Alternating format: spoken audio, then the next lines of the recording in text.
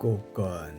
कोकण म्हटलं तर आपल्याला आठवतो तो म्हणजेच इथले समुद्रकिनारे. परंतु आज आपण मुंबईला जाताना एका अशा रस्त्यावरनं प्रवास करणार आहे.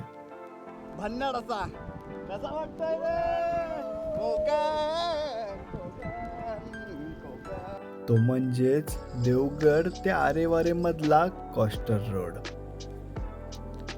आजच्या मालवण ते मुंबईच्या प्रवासाला आपल्याला तब्बल 18 ते 20 तास लागणार आहेत. आणि ह्याच प्रवासामध्ये कोकणातील आज आपण बरेचसे ठिकाण पाहणार आहे. त्याच्यासोबतच विजयदुर्ग आणि वाटेत आपल्याला कोकणातील काही असे ठिकाणं पाहायला मिळणार आहेत ते म्हणजे कोणत्या स्वर्गाहून कमी नाही. चला बाय बाय. तुमच्यावर भेटून जरा मजा आली. तुमचं धन्यवाद सर्वांचं. असेच फिरत राहा. कळलं का? Tata bye bye.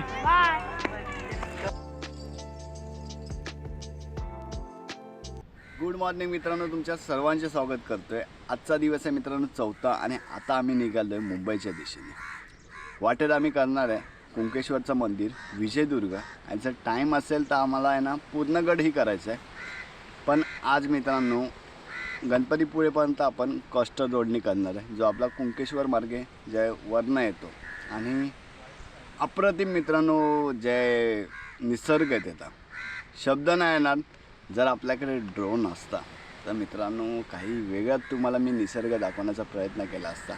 काही नाही, येणाऱ्या दिवसामध्ये काय घेऊ नाही घेऊ, पण आता जायचं आहे. आणि बराचसा वेळ झाला. आमचा प्लॅन होता 7 वाजता निघायचा, पण आता काहीतरी 8:30 पावणे 9 झालेत. निघायपर्यंत 9 साडेनऊ होतील. पण आज खूप काय गाडी चालवायची आहे. म्हणजेच इकडं आम्हाला 450 किलोमीटर जायचं आहे आणि गणपतीपुळेपर्यंत तर आपण कोस्टर रोडने जाणार. तर ज्या कारण आपल्याला गाडी काय फास्ट चालवता येणार नाही. असा प्लॅन आहे की गणपतीपुळेपर्यंत जाणार, तिकडनं मग डायरेक्ट मुंबई गोवाला बाहेर पडू आणि तिकडनं डायरेक्ट आपण मुंबई गोवाने डायरेक्ट आपल्या मुंबईच्या दिशेने. तर व्हिडिओ लास्टपर्यंत पहा आणि चॅनलवर नवीन असाल तर सबस्क्राईब करा आणि कमेंट करून नक्कीच सांगा की हा व्हिडिओ कसा आवडला. आणि व्हिडिओ लास्टपर्यंत पहा मित्रांनो. नाश्ता करून आता सर्वजण बॅगा बांधायला सुरुवात केली होती.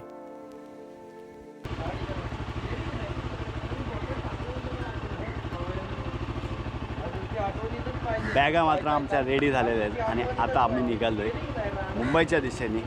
पहिला स्पॉट आहे आपला कुंकेश्वर.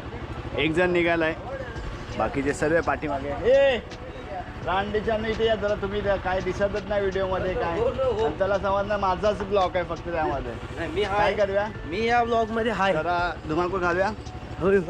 हा आमचा मालवणमधला शेवटचा क्षण.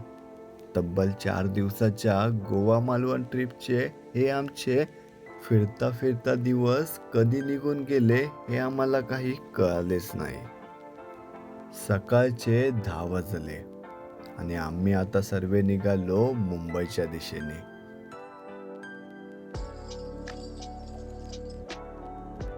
आम्ही निघालो मित्रांनो परतीच्या प्रवासाला.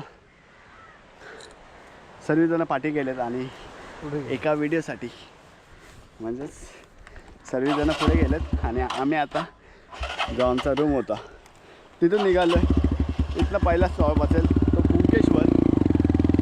40 किलोमीटरचा डिस्टन्स आहे आणि 40 किलोमीटरसाठी आपल्याला कमीत कमी तासभर लागला पाहिजे. गावचा रस्ता ज्या कारण आपण हळूहळू जाऊ, 1-1.5 तासात पोहोचू देतो. मालवणमधून निघताच हे आपल्याला वाटेत सुंदर सुंदर दृश्य दिसायला लागले. आत्ता आपण जाऊन पोचलोय मालवणमधल्या आचऱ्यामधील श्री रामेश्वर मंदिराजवळ. रामेश्वर मंदिराचा इतिहास सांगायला गेलं तर सिंधुदुर्ग जिल्ह्यातील आचरा येथील श्रीदेव रामेश्वर मंदिर सुमारे 400हून अधिक जुने ऐतिहासिक मंदिर आहे. रामेश्वर मंदिरापासून अवघ्या 24 किलोमीटर अंतरावर आपल्याला कुंकेश्वर मंदिर पाहायला मिळतं. वाटेतून जाताना आपल्याला सुंदर मंदिराजवळचं दृश्य पाहायला मिळतं. तासाभरात मित्रांनो आपण पोचलेलो आहे कुंकेश्वर मंदिरजवळ. येताना आपण आसऱ्यामधलं रामेश्वर मंदिर केलं. कुंकेश्वर मंदिर हे कोकणातील सिंधुदुर्ग जिल्ह्यातील देवगडजवळ असलेलं एक प्राचीन शिवमंदिर आहे, जे स्वयंभू शिवलिंगासाठी प्रसिद्धीत असून दक्षिणेचे काशी म्हणून ओळखले जाते. हे मंदिर अतिप्राचीन असून साधारणपणे 750 ते 850च्या दरम्यान शिलाहार राजांच्या काळात बांधले असावे असा उल्लेख आढळतो. शांत समुद्रकिनारा आणि निसर्गरम्य परिसरामुळे याला महाराष्ट्रातील दक्षिण काशी म्हणून ओळखले जाते. याच ठिकाणावरून जर नशीब चांगलं असेल तर आपल्याला डॉल्फिनही पाहायला मिळतात. मंदिराचं मित्रांनो दर्शन केलं आणि आता निघाले सर्व आपले मित्र रेडी झालेले आहेत. आता निघालो आपण आरेवारेच्या दिशेने. मंदिराच्या मागच्या साईडने आपल्याला कॉस्टर रोड भेटतो, जो इकडून आपल्याला गणपतीपुळेपर्यंत आहे आणि जायचं आहे. आणि आपल्या समोरच मगाशी आपल्याला तिथं डॉल्फिन पाहायला भेटत होते. खूप म्हणजे पहिल्यांदा पाहिलं. जाऊयात, खूप वेळ झाला, काहीतरी दुपारचे 12 वाजलेले आहेत आणि प्रचंड असं ऊन आहे. काय नाही, जाऊयात. आपले मित्र रेडी होतातच आणि इकडं जाऊया. आणि इकडचा आता ह्याच्यानंतरचा जो व्ह्यू आहे मित्रांनो, तुम्हाला म्हणजे शब्दच सांगू शकत नाही. जर जाऊया खूप वेळ झाला आहे, रांडीची शिव्या घालत असतो. अक्षरशः आता आपल्याला जो रोड पाहायला मिळणार आहे, या रोडचं शब्दात वर्णन करणं म्हणजे शक्यच नाही.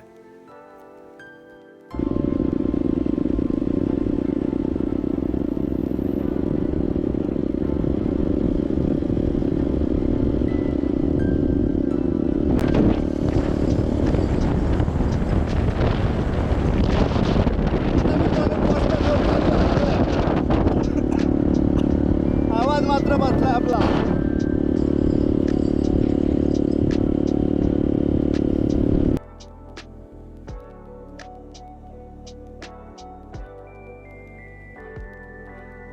कुंकेश्वर मंदिराच्या नंतरच आपल्याला भन्नाड असा कसा वाटतोय रे?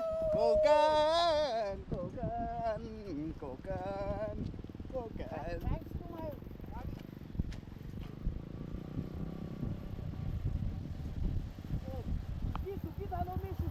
कंटिन्यू आपल्याला आहे ना कोकण आहे भाई, कोकण आहे. रात्रीचा असा भन्नाड असा कोकण, पण दिवसाचा आपल्याला सोरगावहून सुंदर आपल्याला पाहायला भेटतोय. रात्रीच्या ह्या रोडला येशाल तर मित्रांनो तुम्हाला काहीच नाही, पण सकाळचं आपल्याला कोकणचं दृश्य अप्रतिम असं भेटतंय. समोर आपल्याला पवनचक्क्या दिसतात. व्हिडिओमध्ये छोटा, कारण वाईड अँगल शूट केला आहे, पण समोरचा रोड बघा. व्ह्यू एकदा तरी एक्सपिरियन्स घेतला पाहिजे.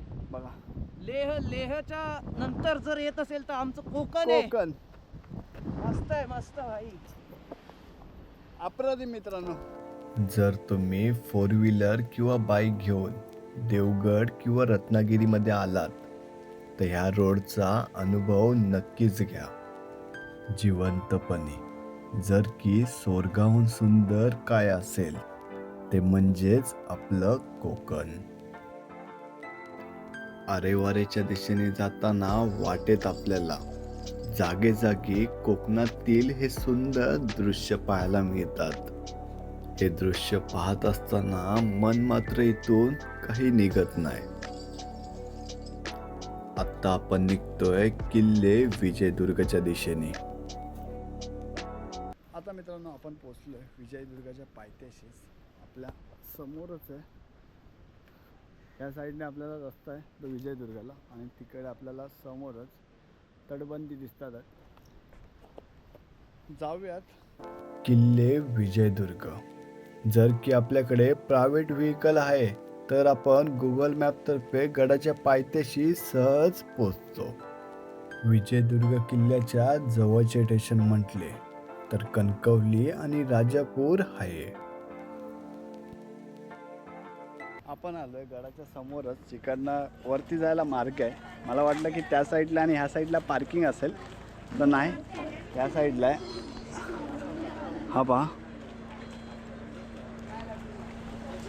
बऱ्यापैकी आपल्याला किल्ला पाहायला मिळतो. आणि जर तुम्ही येशाल तर डायरेक्ट गडाच्या पायथ्याशीच तुमची गाडी, 4 व्हीलर असू दे किंवा बाईक असू दे, पायथ्याशीच येते. आणि जाऊयात, अर्धी जणं वरती आहेत. किल्ल्याची हाईट कमी असल्या कारण आपण सहजच किल्ल्याच्या प्रवेशद्वाराजवळ पोचतो. प्रवेशद्वारच्याच मागच्या बाजूला आपल्याला 2 देवळ्या पाहायला मिळतात. मुख्य दरवाजाच्या मित्रांनो समोरच आलो तर आपल्याला समोर आपल्याला तोफा पाहायला मिळतात. जय आबा. आता जाऊयात ह्या दिशेने, आपल्याला काय काय पाहायला मिळतं ते. बराचसा गड मित्रांनो काय मोठा नाही, तर तुमचा आरामात फिरून होईल. तर या, आणि चढण्यासारखं काही नाही आहे. विजयदुर्ग सिंधुदुर्ग जिल्ह्यातील मालवण किनारपट्ट्यावर असलेला हा विजयदुर्ग एक ऐतिहासिक आणि जलदुर्ग किल्ला आहे. विजयदुर्ग अंदाजे 12व्या शतकात बांधला गेलेला असे म्हणतात.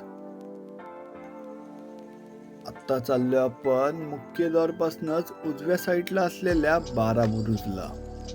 12 बुरुजांकडे जाताना लहान लहान टिल्लांचा महाराजांबद्दल घोषणा देत असताना फारच चांगलं वाटतं. पिल्लांची पायट्याला विल्या कशा करतो त्या वगैरे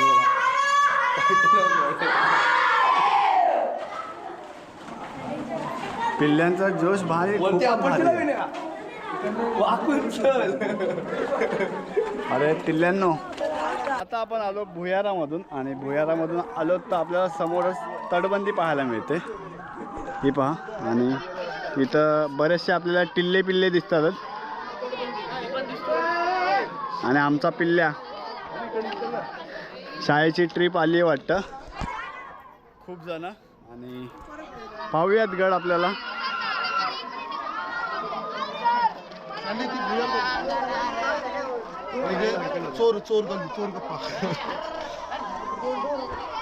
तो पहा चोर दरवाजा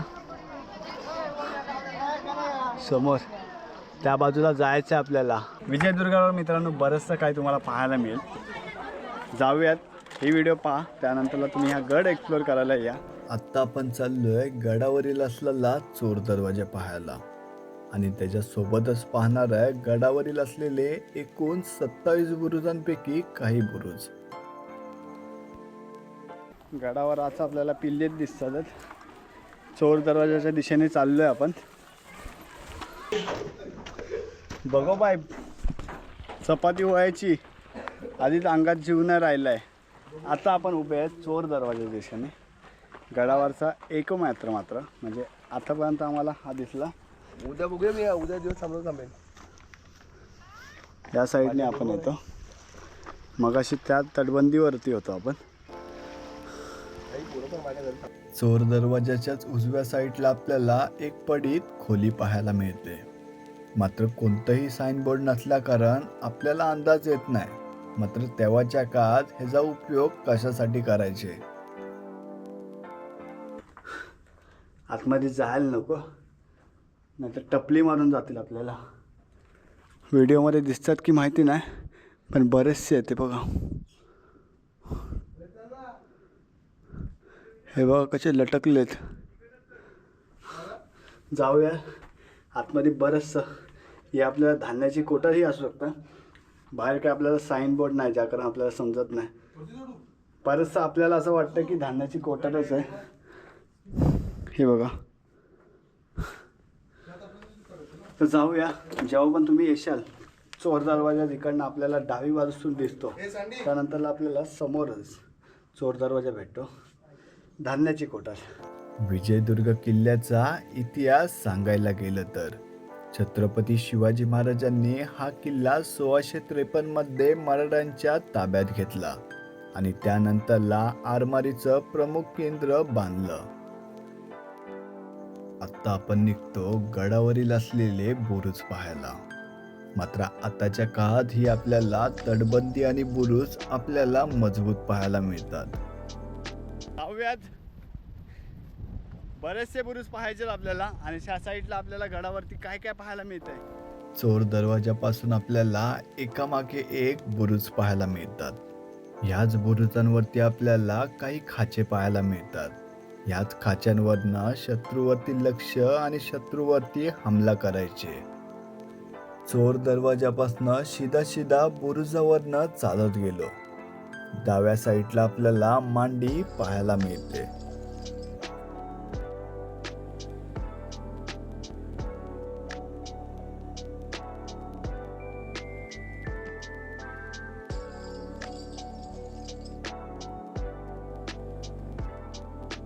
किल्ल्यावर जायचा रस्ता.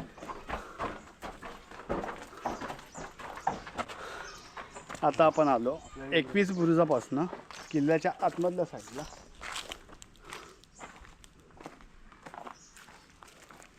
ती काय माहिती सभा भरायची इथे, सदर. रविवार असल्याकारण बऱ्याचशा लहान पोरांच्या शाळेतल्या सहल आल्या होत्या. मात्र त्या लहान पोरांचा आनंद काही वेगळाच दिसत होता.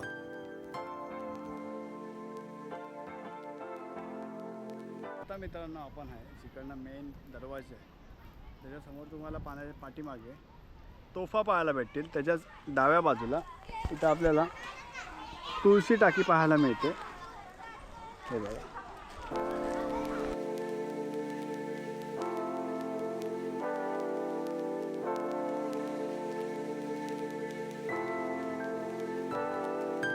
सदरे समोरच आपल्याला पाहायला मिळतात ते म्हणजे तोफांचे गोळे.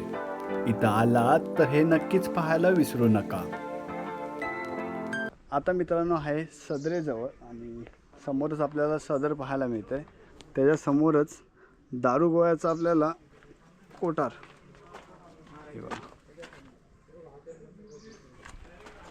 हे आता बंद करण्यात आले. नाही तर आतमध्ये जाऊन आपण दाखवलं असतं. ही पहा. आणि ह्याच्या आतमध्ये मित्रांनो दारू गोळा ते गोळे दिसतात आहेत ना मित्रांनो, ज्या कारणास्तव हे मित्रांनो बंद केलेलं आहे. आता आपण जाऊन पाहूया गडावरील असलेली ही सदर.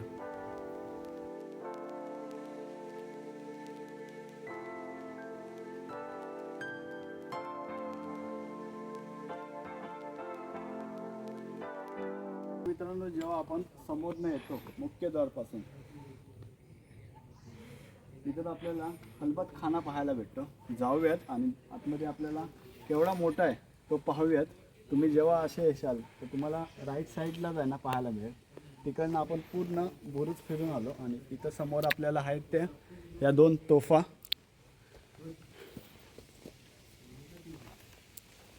जाऊयात आणि खलबत खाना आपल्याला केवढा आतमध्ये पाहायला भेटतोय. खलबत खाण्यामध्ये आपल्याला किल्ल्यावरील माहिती पाहायला मिळते. जर तुम्ही विजयदुर्ग किल्ल्यावर येत असाल तर हे नक्कीच पाहायला विसरू नका.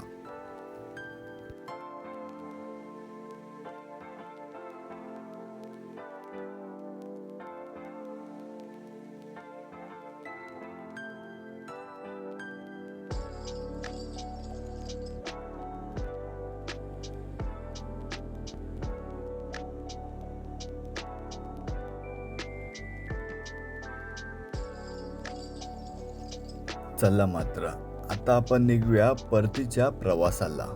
बऱ्यापैकी आपण गड मात्र एक्सप्लोर केला. चला मित्रांनो आपण निघालो आता रत्नागिरीच्या दिशेने. किल्ला एक्सप्लोर केला पण धावाने. आपल्याकडे खूप कमी टाईम होता आणि त्याच्यामध्ये या लोकांचे कॉल यायला लागले आणि आता काय नाही इथं जेवायला थांबलेलो. हे पाठी तुम्हाला दिसू शकतात आणि त्यामुळे समोरच आपला मित्र आहे. हे दोघं जण इथं. आता काय नाही आता जायचं आपल्याला रत्नागिरी आणि खूप काय प्लॅन वेगळे होतात. आपल्याला जायचं आहे मुंबईच्या दिशेने. गणपतीपुळेपर्यंत असू तिकडनं डायरेक्ट मुंबई गोवाला जॉईन होऊ. आणि आता मित्र तर बोलतो आहे तो पण जायचं आहे. बाकीच्याशी स्टे करणार आहे तिथं रत्नागिरीमध्ये मित्राच्या गावाला. लेट झालो आहे. रात्री घरी पोचायला किती टाईम जाणार आहे माहिती नाही.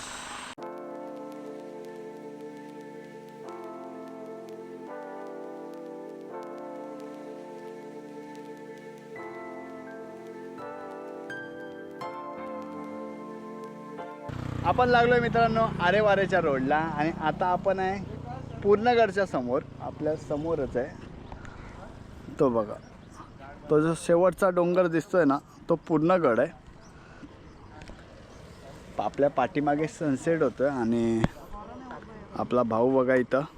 हे लोक आता रत्नागिरीला स्टे करतात आहेत. आता काय आपल्या नशिबामध्ये नाही तर जाऊया. आणि ते अरे यार तो बघ, तो काय बघ मोठं काम करतोय. बाकी तुला काय बोलायचं आहे? बाकी आमच्यातले हे रायडर हिमालयांचे मालिक. हिमालयांचे मालिक. नेक्स्ट लडाख असणार बाईची डायरेक्ट. आता जास्त झालं, आता जाऊया. पैसे संपले, मालवणपर्यंत गोव्यापर्यंत कंट्रोल नाही झाला. माझे पारिजोडचे पैसे बाकी आहेत. माझे चिंचाचे पैसे बाकी आहेत. 1 रुपया. किती? 1 रुपया 25 पैसे. बऱ्यापैकी आता काळोख झाला आणि आमचा आता असा विचार आला की गणपतीपुळेला न जाता रत्नागिरीवरनंच मुंबईच्या दिशेने निघतो.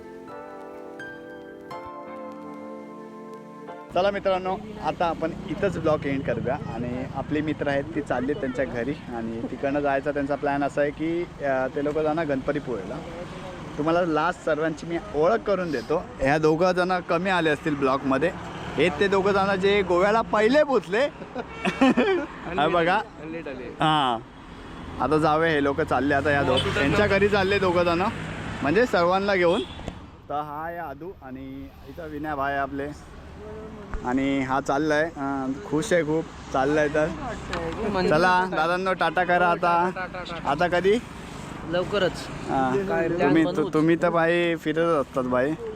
तू काय लेह माणूस, लेह. तो गुंत झालाय आता, तो जरा गुंत झालाय. आणि आपल्याबरोबर अर्णव तर काय आपण आहे सोबतच आहे. जाऊया. आणि बऱ्यापैकी काळोख झालाय, 7 वाजले आणि इकडनं काहीतरी 8-1 तासाचा प्रवास आहे आपला, तो मुंबई गोवाचा. बघूया इकडनं डायरेक्ट हायवेला जॉईन होऊ आपण. चला मित्रांनो, ब्लॉग तो आहे इथंच एंड करूया. चॅनलवर नवीन असाल तर सबस्क्राईब करा आणि कसा आवडला तो मित्रांनो कमेंट आणि लाईक मात्र नक्कीच करून जावा. टाटा, भेटूया आता. थांबा, ब्लॉग का अजून एंड नाही झालाय. मित्र तर इकडनं त्यांच्या दिशेने गेले, परंतु ह्याच्या पुढचा प्रवास आपला खूपच अवघड झाला. रात्रीचा 1च्या दरम्यान आमच्या गाडीचा बोल्ट पडला आणि जो आमचा प्रवास 7-8 तासाचा होणार होता तो होऊन पडला 11 तासाचा. मात्र सकाळी पहाटे 6च्या दरम्यान आम्ही पोचून गेलो घरी. हा प्रवास मात्र आमचा तब्बल 20 तासाचा झाला. चला लवकरच भेटूया एका नवीन ब्लॉगमध्ये.